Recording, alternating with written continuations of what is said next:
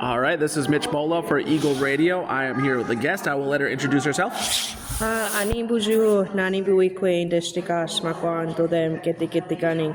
Hello, my name is Seraya LaBine. I'm from the Lac View Desert Band of Lake Superior Chippewa Indians.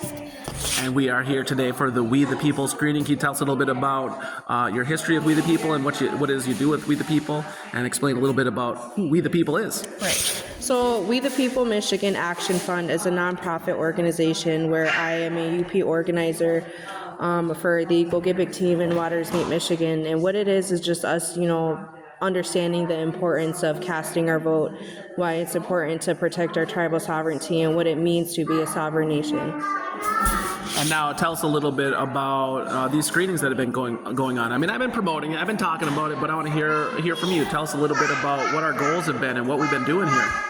Right, absolutely. So I'd like to say that, in stating how important our sovereignty is, the film screenings that we've been doing across the UP in Waters Meet Michigan, Baraga, Lance, Michigan, Hannahville, Michigan, and hopefully we make it all the way down below the bridge to Bay Mills to really understand what it means for other tribal communities to, explain what their sovereignty means to them, why it's important for them to vote, and where they stand on the electoral process as a whole. All right, so this is a two-parter. First of all, how has the reaction been for people coming to the screenings, and what have you taken away from the screenings? I'd say the reaction overall has been quite astounding in the best possible light. A lot of people are becoming educated as to what it means to have our rights to vote, going all the way back to the trust doctrines, and then the Indian Act of, was it 1864 or something like Which that? one? The one that made we can vote? Yeah. That was in 1924. Yeah. That was a 100-year anniversary. Yeah. Which I'd seen the date, but I didn't register. That's 100 years ago. Yeah, 100 years ago, 1924, we Indigenous people were finally able to cast our votes and things like that. So I'd say, a lot of people have been educated on what it means to protect their sovereignty, and then also being encouraged to kind of dig a little deeper, understand what it means to know the different treaties around treaty territory, things like that, policies that are, getting voted in, getting voted out, all of that.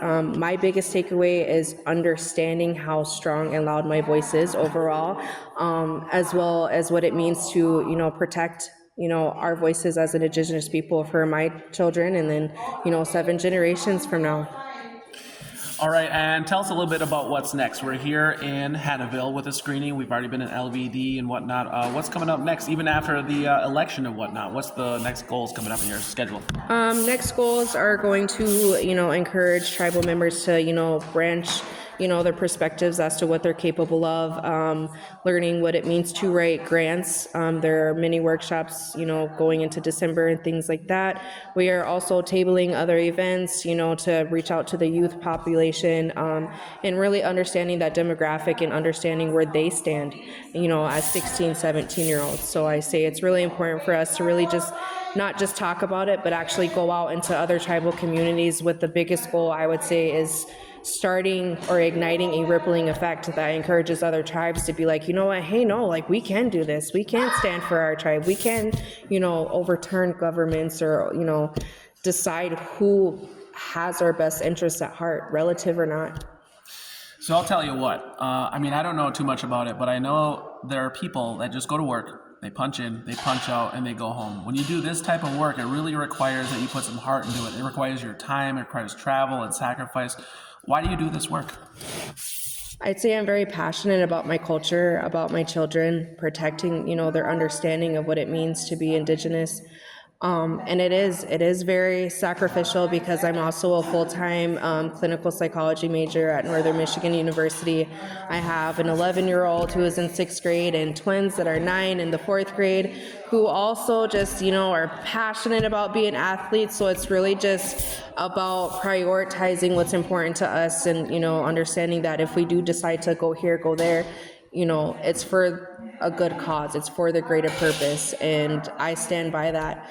September 30th, I let my kids stay home from school so we could attend, the walk to, represent our ancestors, our elders, and survivors. And a lot of people were questioning me, well, you can't be doing that. Absolutely, I can. They're Native. They're here to support, their relatives, and you can sit here and do what you please about it, but I stand on it. So if I would say being an organizer, just understanding where you stand. Anything that seems to be overwhelming, just, develop some really good grounding exercises to understand that, the things that you have no control over, leave it to Creator, and the things that you can control, just keep kicking butt in Indian country.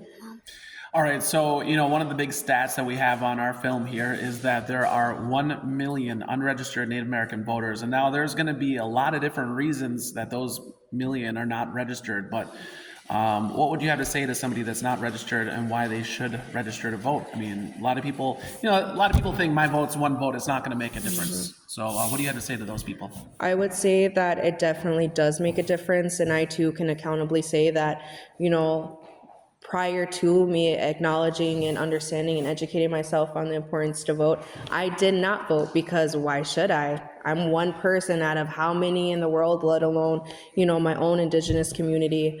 However, I realized how powerful my voice was in understanding and observing, my surroundings and things around me. So it's really just trusting your instincts, trusting, the guides of our ancestors and our elders, and, just really being able to understand that your voice does matter, whether it's individual or in a group where it's amplified. Your voice does matter. It is your right to vote. And without your vote, I would say that, a lot of political leaders, wouldn't be where they are today. Your vote, your voice is what got them in those chairs, and you have the right to contest that. You have the right to, contest what they're saying. You can sit here and paint me a pretty picture all day, but I just seen you over here, and it doesn't seem like you have our best interest at heart until it comes to the media and the public. Absolutely. Great words here today. Thank you very much for joining us. Awesome. Miigwech.